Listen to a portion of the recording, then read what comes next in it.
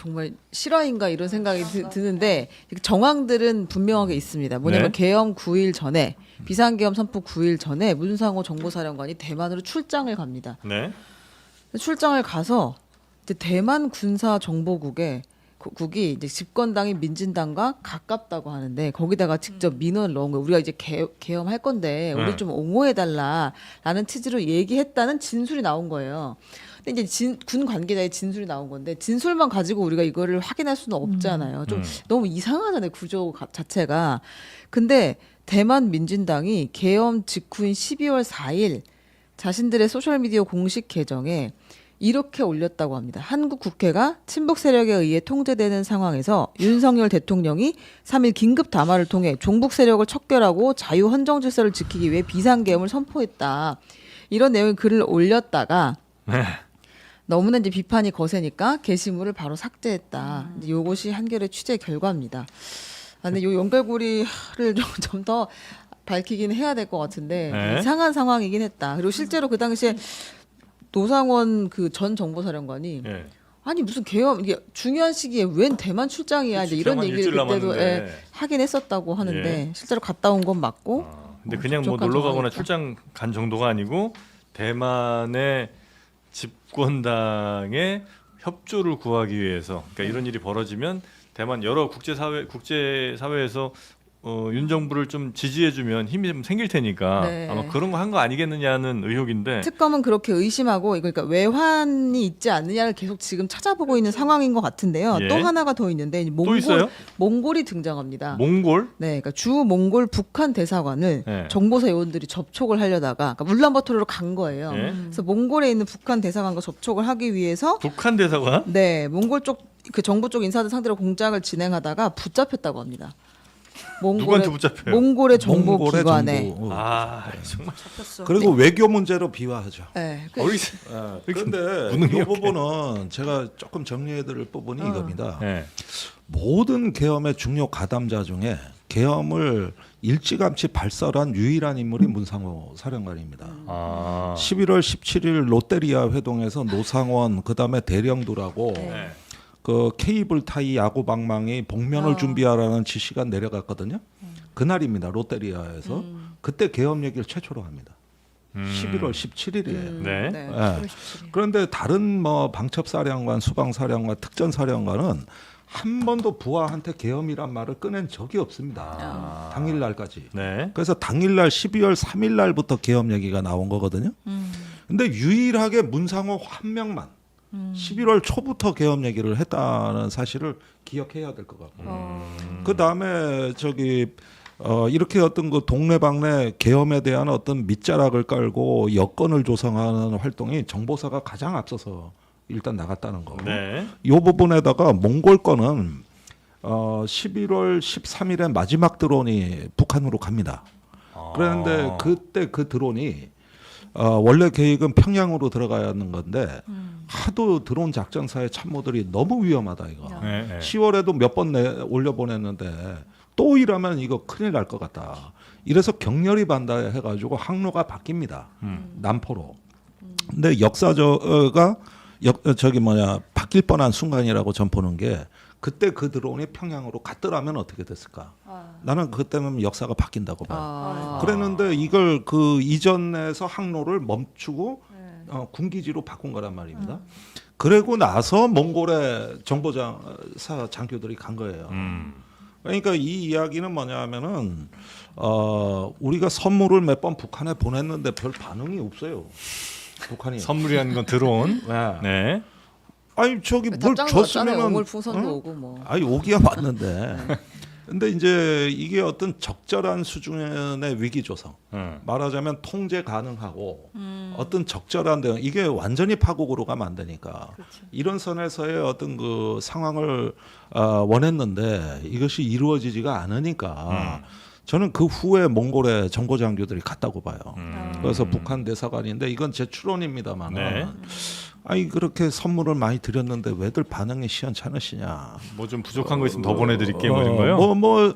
아니 사실 이건 좀 악의적인 해석이에요. 네. 추론이고. 그런데 이게 묘하게도 얼마나 급조된 공작이었는지 저기 몽골에서 이런 평소에 공작을 안 하다가 갑자기 북한 대사관 만나게 해달라고 평소에 그 심어놓은 몽골 정보부의 망원을 통해 가지고 부탁을 하니까 그날부로 발각이 돼서 그냥 저 수상하다고 해가지고 영관급 2명이 구금이 돼버린 거고 이게 외교 경로를 통해 우리 정부에 항의가 들어온 거예요. 그래서 국정원이 가서 사죄문을 썼어요.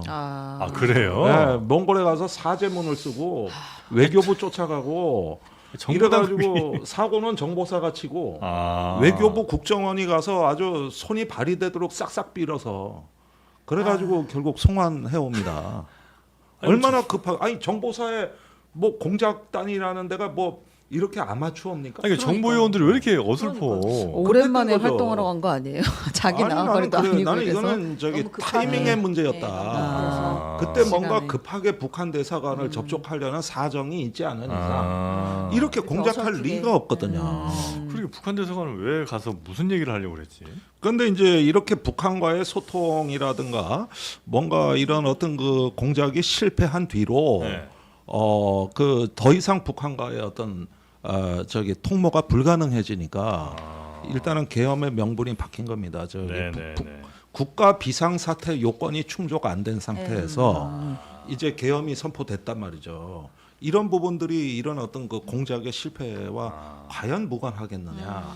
이게 제가 제기하는 문제입니다. 만약에 이게 북한과의 어떤 통모 같은 걸로 해석될 수 있는 네. 일이 된다고 하면 외환죄 적용이 바로 가능하겠네요, 그거는.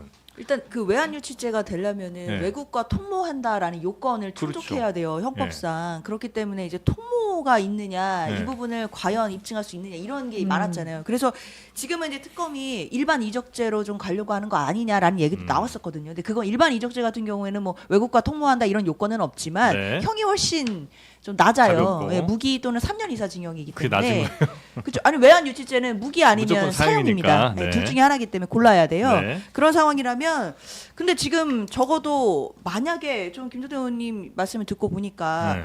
이게 급하게 그렇게 북한 대사관에 가서 접촉해야 되는 네. 일이 무엇이 있었냐라는 거 특검도 당연히 의심의 눈초리를 바라볼 것 같거든요. 네. 거기서 통모를 하려고 하는 그런 부분들이 있었다라고 한다면 저는 법정욕에 대해서도 특검이 좀 새롭게 검토할 지점이 된 것 같다 생각은 드네요. 예, 네. 노상원 수첩에서 네.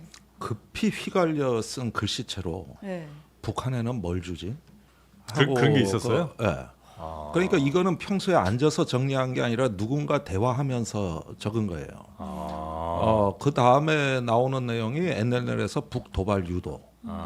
요렇게 나왔는데 그 조금 앞서서 그 저 여인영 그 방첩사령관 휴대폰 메모에 네. 적개 여건 조성. 적? 저게 나와. 적개 여건 조성. 여건 조성. 적개 여건 조성. 예, 적의 여건 조성. 어. 이 대목이 나옵니다. 이걸 특검에서 이게 11월 5일자 메모인데 네. 여인영 사령관이 그 왜 이 메모를 작성했느냐를 굉장히 중요시하게 보고 있어요. 그때 그 뭔 일이 있었느냐. 그런데 계엄이 저기 이렇게 막 그 결심된 거는 국방부의 그 김용현 장관한테 포고령 포고문 준비해라. 이 지시가 내려간 게 11월 24일입니다. 네. 그러니까 보십시오. 저기 그 11월 13일 날 드론을 보냈는데 별로 위기 상황이 조성이 안 됐고. 그러니까 이제 정보사는 몽골 출장 준비하고 이제 북한 변수 없이 저기 그 계엄 선포 준비를 하라는 지시가 내려가고. 요 11월에 한 20여 일간의 기간 이때가 저 핵심이 되는 거죠. 그 계엄이라는 거를 하는 것 자체가 위헌이고 잘못된 건데요. 그렇죠. 또 다른 차원으로 윤석열, 김용현, 그다음에 문상호, 노상원 이 사람들은 계엄을 할 만한 머리가 그러니까 그러니까. 네, 그래서 결국은 이 자체가 그 실패할 수밖에 없었던 이 시도 자체가 그리고 다른 건 모르겠는데요. 대만의 민진당 군사정보사령부에 가서 지원을 바라고 일련의 활동을 했다라는 거는 국제 정치에 대해서 완전히 그 뭐라 그럴까 목매하다라고밖에 볼 수가 없어요. 이거를 정말 막말로 계엄에 성공해서 대만이 이거를 환영한다고 한들 그게 국제적으로 대만은 그 국제적으로 나라가 아니에요. 그렇기 때문에 이런 생각을 했다라는 자체 그리고 몽고에서의 그 어설픈 일련의 그 작전들을 보면은 네. 계엄을 해서도 안 되지만 이 계엄은 애초부터 실패할 수밖에 없었다라는 거. 단지 지금 이제 외환 유치죄 뭐 외환 이적 여러 가지 얘기를 하는데 그 조사와 결론은 굉장히 치밀해야 돼요. 지금 제가 보더라도 심증적으로 의심은 가지만 바로 이거야라고 딱 집어서 할 수 있는 물증이라든지 과연 증언이 있는가 그런 점에서 굉장히 특검은 그 치밀하게 조사해야 된다라는 것. 그래서 자칫 마치 또 무슨 프레임을 가지고 내란뿐만 아니라 외환으로 엮기 위해서 경강부회한다는 이야기를 듣지 않으려면은 지금 나온 이 내용 가지고는 아직 불충분하다. 저는 그렇게 말씀드리고 싶습니다. 아니 맞습니다. 이 의원님 말씀이 맞는데 드론 작전사하고 정보사 그다음에 합참에서의 이제 김용현의 언동을 보면은 다 11월에 모든 사안이 한 특정 시기에 다 집중이 돼 있고 네. 그러면서 어떤 그 하나의 구상이 이루어지지 않으니까 계획을 변경해서 어떤 전시사변 이해준하는 사태 없이 비상계엄을 선포하는 이렇게 흐름으로 급격히 휘어지거든요. 그러면은 이 부분에 대해 가지고 전부 입을 다물고 저기 뭐랄까 증거가 없다 이렇게 하면서 이제 방어화벽을 이미 세워버렸는데 그렇다면 이게 진실 규명을 돼 가지고 이대로 주저앉을 거냐 증거물이 없으니까. 근데 그게 그렇지가 않습니다. 이게 합참이나 드론 작전사의 하급자들이 이런 걸 계속 꾸준히 제보했고 일관된다는 거예요. 그러면 어떤 순간에서 사실관계 판단을 내려야 돼요. 이건 우연히 일어날 수 있는 일이 아니니까. 예, 그럴 때는 또 그에 맞는 네. 어떤 법리적인 적용 논거가 있고 법리가 있을 거라고 저는 봅니다. 네, 수사를 이거 좀 더 진전을 시키고 어쨌든 예. 한번 정리는 해야 되는 그런 상황이겠죠. 여기까지 네. 확인이 왔으니까.